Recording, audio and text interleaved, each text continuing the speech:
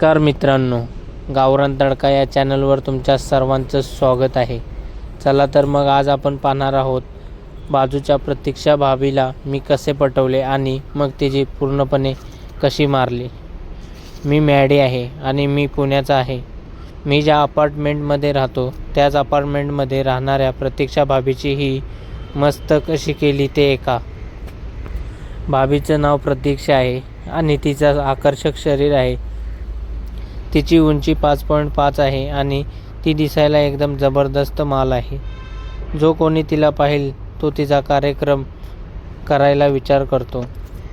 माझं नाव मॅडी आहे.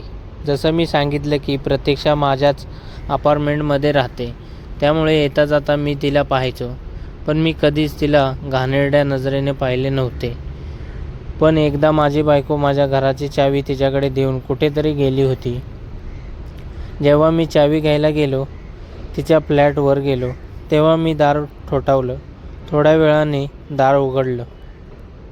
प्रतीक्षाने छोटी नाईटी घातली होती, तीही गुलाबी रंगाची. त्यात ती खूपच अप्रतिम दिसत होती. दार उघडताच मी चावी मागितली. तेव्हा तिने मला आत यायला सांगितलं आणि मी आत गेलो. मग तिने मला बसायला सांगितलं आणि ती म्हणाली, आज तुम्ही पहिल्यांदा आला आहात तर किमान चहा तरी पिऊन जा. मग थोड्या वेळाने इकडे तिकडे गप्पा मारत झाल्या. तेव्हा मी तिला तिच्या नवऱ्याबद्दल विचारलं. ती थोडी नाराज होऊन म्हणाली, माझे ते बाहेर गेले आहेत. मग चहा पिता पिता आमची गप्पा झाल्या आणि आम्ही एकमेकांचे संपर्क क्रमांक घेतले. त्यानंतर मी माझ्या घरी आलो.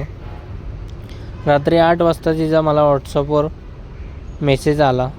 मीही तिला हायचा मेसेज केला आणि मी तिला जेवणाबद्दल विचारू लागलो. मी जेवण ऑर्डर केलं आहे. प्रतीक्षा, मीही एकटी आहे. या ना आपण एकत्र जेवण करू. मग मी तिला माझ्याच फ्लॅटवर बोलवले. मी थोड्या वेळाने लाल रंगाची साडी घालून आली. थोड्या वेळाने मी तिला तिच्या मुलांबद्दल आणि नवऱ्याबद्दल बोललो. लाल साडीमध्ये भाभी कमाल दिसत होती. तिचे रसगुल्ले खूप छान मोठे होते.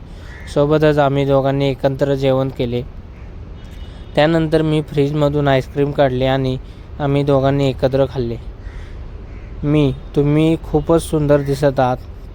माझ्या प्रशंसेने ती खूप खुश झाली. जितकी मी तिची तारीफ करत होतो तितकीच ती लाजेने पाणी होत होती. रात्रीचे आता 10 वाजले होते. मग ती गुड नाईट म्हणून निघून गेली. 11 वाजता पुन्हा तिचा मेसेज आला आणि मीही तिला उत्तर दिलं. मग आमच्या गप्पा, झोप, आईस्क्रीम आणि जेवणाबद्दल झाल्या. प्रतीक्षा, आज तुम्हाला भाभीचीही आठवण येणार नाही. त्यात आज घरी नाहीत. तुम्ही आहात ना. थोडा वेळ तिचा काही रिप्लाय आला नाही आणि मला वाटलं की ती आता नाराज झाली आहे. म्हणून मी म्हणालो, काय झालं, तुम्ही नाराज झाला आहात का? पण तिचा काही रिप्लाय आला नाही. मग मीही तिला गुड नाईट म्हणून झोपलो. मग दुसऱ्या दिवशी दुपारी तिचा मेसेज आला. प्रतीक्षा, जेवण झालं आणि काय करत आहात? मी ऑफिसमध्ये आहे. प्रतीक्षा, आज तुम्ही लवकर येऊ शकाल का? मला काही काम आहे. काय काम आहे? प्रतीक्षा, घरी आल्यावरच सांगेन. मग मी 4 वाजता घरी लवकर आलो आणि फ्रेश होऊन तिचा फोन आला की येऊन चहा पिऊन जा. मग मी तिच्या घरी ट्रॅक पॅन्ट आणि टी-शर्ट घालून गेलो. आज तिने साडी आपल्या थोडी खाली घातली होती आणि मग ती म्हणाली, तुम्ही खरं सांगा, मी तुम्हाला आवडते का? काही वेळ शांत राहिल्यावर मी म्हणालो, तुम्हाला काय वाटतं? तेव्हा ती लाजली आणि मग मी म्हणालो, हो. आता ती खुश झाली आणि किचनमध्ये चहा बनवायला गेली. मी तिच्या मागे गेलो आणि तिला मागून पकडले, कारण तिच्या मनात काय होते ते मी ओळखले होते.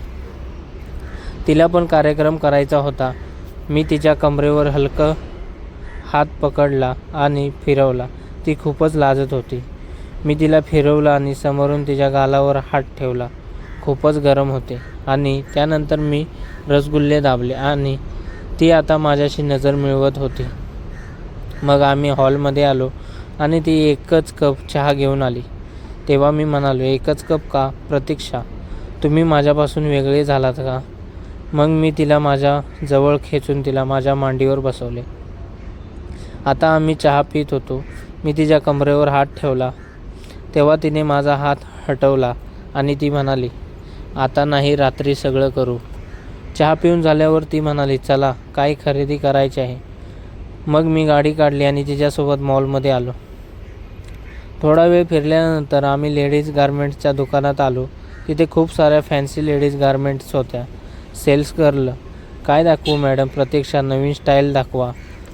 ती सेल्स गर्ल प्रतीक्षाला खूप साऱ्या स्टाईल दाखवत होती आणि मग प्रतीक्षाने त्यातून एक ट्राय करायला पॅक करून घेतला. सोबतच मीही माझ्या आवडीचे तिला एक दिले. तिने तिथून एक छोटी नाईटी खरेदी केली आणि तिथून निघाल्यावर आम्ही कॉफी शॉपमध्ये गेलो आणि तिथे कॉफी प्यायलो. मग घरी आलो आणि जशी ती गाडीतून उतरली ती म्हणाली, प्रतीक्षा आज रात्रीच्या जेवणासाठी ती सेल्स गर्ल प्रतीक्षाला खूप साऱ्या स्टाईल दाखवत होती आणि मग त्यानंतरनं माझ्या घरी या, मी तुम्हाला कॉल करेन. मी घरी येऊन आराम करत होतो तेव्हा रात्री 8 वाजता तिचा कॉल आला. मी फ्रेश होऊन तयार होत होतो. तिच्या घरी गेलो नंतर आणि जाताच मी तिला माझ्या आवडीचं पॅक केलेलं सेट दिलं. प्रतीक्षाने जाळीदार काळी साडी घातली होती आणि तिने आज जेवणात पनीर बनवलं होतं. मग आम्ही दोघांनी एकाच ताटात जेवण केलं आणि ती म्हणाली, आता थोडा वेळ थांबा. हे म्हणून मी धावत बेडरूममध्ये गेली.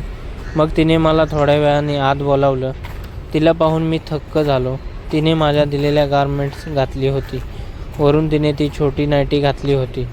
मी आता येताच तिने मला बेडवर ढकललं आणि ती माझ्यावर चढली. मग तिने माझे सगळे काढले आणि मी तिचे काढले.